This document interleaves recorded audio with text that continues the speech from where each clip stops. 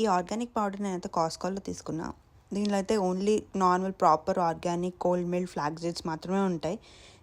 Normal flax సీడ్స్తో కూడా చేయొచ్చు, కానీ నా దగ్గర ఆ పౌడర్ ఉందని చెప్పి నేను దాంతో చేస్తున్నాను. ఫస్ట్ అయితే ఒక ప్యాన్ పెట్టుకొని దాంట్లో ఆయిల్ వేసుకొని ఒకటే సేమ్ మెజర్మెంట్స్ ఉండేటట్టు చూసుకోవాలి.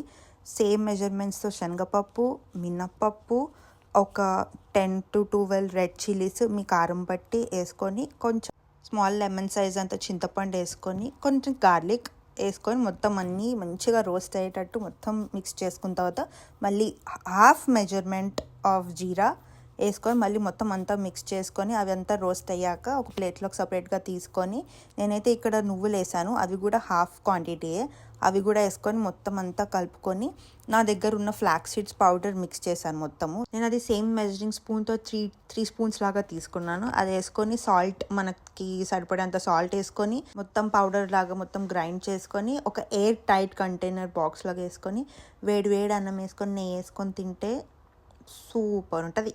హెల్త్కి హెల్తీ, టేస్ట్కి taste. Do try and let me no.